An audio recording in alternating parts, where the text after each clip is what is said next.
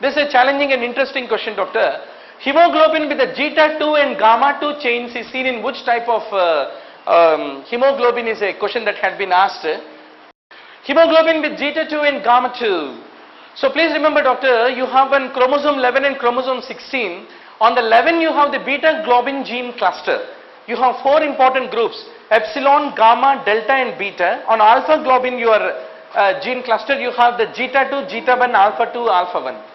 Now any of these can combine and produce any number of different types of hemoglobins. Examiner wants to know that. Gover 1 means it is zeta 2, epsilon 2. Gover 2 means alpha 2, epsilon 2. And Portland means zeta 2, gamma 2. And hemoglobin F means alpha 2, gamma 2. Hemoglobin A2 means alpha 2, delta 2, as all of you know very well. So there's a reason, doctor, Portland hemoglobin is typically zeta 2, gamma 2 is what you have to fundamentally understand. Now, what is the characteristic feature of the kwashiorkor? You don't find the muscle wasting, whereas in the remaining things everything is seen. Psychomotor changes are also seen, and crazy pavement dermatitis should not be basically forgotten. What you see in the Henoch-Collins purpura, doctor, typically? It's a small vessel vasculitis where you find purpura, arthritis, abdominal pain, hematuria, GI hemorrhage will be there is what need to be remembered. So that's the reason, doctor, what is not seen basically? Thrombocytopenia is not a feature. So this is a classical purpuric rash that you find in the case of the Henoch-Collins purpura. It is a vasculitic rash, hence it is a palpable rash, unlike the petechiae and purpura of the thrombocytopenia where they are not palpable is what need to be remembered. Now vesicular lesions in the newborn, you can see it in the congenital syphilis, vesicular lesions. In the case of the herpes zoster, you can find the vesicular lesions, and also in the case of the atopic eczema, drug reactions, herpes gestationalis, and also in the case of the impetigo, candidiasis, ecthyma, gangrenosum caused by the pseudomonas. In all these things, vesicular lesions can be found is what need to be remembered. Now this is a very important question. In cranial synostosis, Scaphocephaly typically is because of the premature closure of which suture. So generally in cranium in Bailey and Lowe we ignore, we should not. Lot of questions come. Sagittal cranial synostosis is most common type. It is otherwise called dolichocephaly. So one of my friends knows what is dolichocephaly, but not the dolichocephaly is same as the Scaphocephaly, which is the most common associated with the sagittal suture. They'll have a long narrow head is what need to be remembered.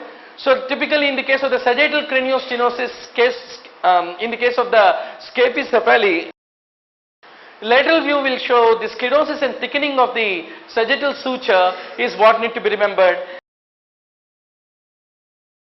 Typically it leads to this kind of appearance where in the AP view there is a frontal bossing is what I want to underscore to all of you. In the lateral view you can see the frontal and the occipital bossing in the given case of the sagittal craniostenosis is what I want to underscore. One to other closer conditions are there. Let us quickly finish them off also. Coronal occlusion, coronal fusion is seen in the case of 11% of cases, and metopic fusion, if it occurs, it is called as a trigonocephaly is what need to be remembered. So typically it will be like a metopic craniostenosis, typically narrowing on the anterior calvarium giving a triangular shape is something which is unforgettable. So this also gives you how, because of this narrowing, because of the metopic craniostenosis, the orbits have become very small in size is what I want to underscore to all of you. So this gives you a metopic craniostenosis where the metopic ridge becomes very much prominent, and Turicephaly is because of the lambdoidal craniostenosis, and in this individual the front part, the fronto-orbital bar become regressed. So there's a reason there is a narrowing in the part of this fronto-orbital part is what I want to underscore to all of you. So now you are very sure Scaphocephaly is because of the craniostenosis of the sagittal suture. Most common type is what you have to fundamentally remember. How do you treat ichthyosis? A very challenging question. Now can you tell me, are there any changes in the alternatives? Same alternatives are given. Tretinoin is also given as one of the option, and is there any except about it or everything only about it? Okay, now you can choose after I tell the answer. So basically lamellar ichthyosis is autosomal recessive disease, doctor. Newborn will have a lot of colloidal membrane, and finally after the shedding of this colloidal membrane, doctor, all this generalized scaling will give a fish-like appearance. Is a very sad thing, psychiatric depression they will enter into. So topical retinoids can be used. They will decrease the cohesiveness and they will be resulting in an increased turnover of the follicular epithelial cells. So tretinoin is an example which is a topical retinoid which can be given in the case of the ichthyosis. Tazorotene is a topical gel. It is a retinoid prodrug whose active metabolite has got a vitamin A like action. It also can be used as a topical preparation. Sometimes systemic retinoids also can be given. They will inhibit the sebaceous gland function, the keratinization. Isotretinoin is an oral agent that can be given as a systemic preparation. Acetretin is a retinoic acid analog which can also be given. Now you have to decide what is the answer. Isotretinoin is there among the possibilities, and is isotretinoin is really given in the ichthyosis management among the options in the real exam? Yes. So based on that it becomes the answer. So let's go to the next question, doctor. If you pluck a psoriatic plaque, typically you will find a small bleed. What is this called as? If you pluck the plaque, Auspitz sign is something that should not be. So typically in these plaque-like lesions you can find small bleeds. Now let us go to the next question. Adrenaline cannot be given if there is any penyl nerve block.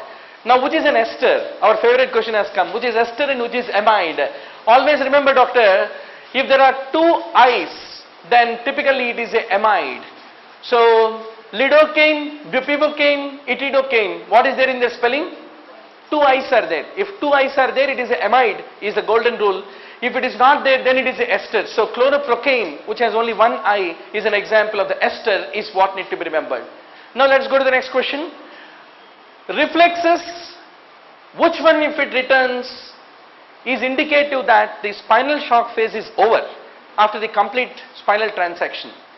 So one of the important dictums now I will try to discuss with you. Spinal shock involves the spinal cord concussion, and it will persist for about 24 to 72 hour period where there will be paralysis, hypotonia and areflexia is what I want to underscore to all of you. Now a very important thing is the first reflex to return at the end of this 24 to 72 hour period is the bulbocavernous reflex is what I want to underscore to all of you. Now this rule called spinal shock is not applied if the problem occurs below the level of the L1. Why? The spinal cord ends at the level of the L1 vertebra. If there is any fracture at the level of the L3, L4, L5, what is affected is the chorda equina, not the spinal cord. So there is a reason, doctor, this bulbocavernous reflex returning is not a feature that you expect if it is L3, L4, L5 level fracture, but you expect it at the level of the L1 and above is what I want to underscore to all of you. So what is this bulbocavernous reflex? Basically, the anal sphincter contraction will occur with the squeezing of the glans penis is called the bulbocavernous reflex. If it returns, that means to say the spinal shock phase has ended is what I want to underscore to all of you. Basically it is the S1, S2, S3 that will be mediating it, and it is basically mediated at the level of the spinal cord level itself, and if it is appearing, typically it means to say the spinal shock is ending is what I want to underscore. But one point that you need to know is bulbocavernous reflex can help you in the case of a complete spinal transection but not the partial spinal transection, whatever it is. The spinal shock phase of the complete spinal transection ends with the appearance of the bulbocavernous reflex is what you have to fundamentally remember. Let's go to the next question. Returning of it? Basically bulbocavernous reflex, if it returns, that is a good prognosis. It does not indicate bad prognosis. It is a good prognosis. Acha, which if returns is a sign of bad prognosis?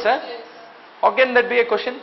Okay. We'll just check it. You can give me a small actual frame of the question. You can apply some archaeological measures and reconstruct the question, doctor. Let's go to the next question. Regarding nitrous oxide, what is true? Typically it is a good analgesic and it can lead to amnesia, it diffuses rapidly, but it is not a good muscle relaxant is what need to be remembered. It is a poor muscle relaxant. So that's the reason, doctor, the answer becomes the B is what I want to underscore. All of you know very well, if you happen to use it in a case of pneumothorax, it can double the size of it and pneumothorax can worsen. So any closed air cavities never use the nitrous oxide is the fundamental principle. Now which gas is having the low blood gas coefficient? Remember, nitrous oxide is the one which is having 0.47, but that is not given. And halothane has highest among them, next enflurane, next isoflurane, then desflurane. So desflurane has the lowest blood gas coefficient is what need to be remembered. Unfortunately, psychiatry 1 or 2 questions only has come, but still you are also preparing for All India AIMS, PGI and all exams, so you have to master even that topic. What is the exact question asked about schizophrenia, doctor? Can anybody reconstruct? This question I could not. Is it the same frame? Schizophrenia, which is seen? Which characteristic is seen? In case of characteristic in type 1 schizophrenia. Okay, I think, yeah. JC Crow is also there. Okay, I'm not very sure about this Crow and classification. I'll just get back to you on this question.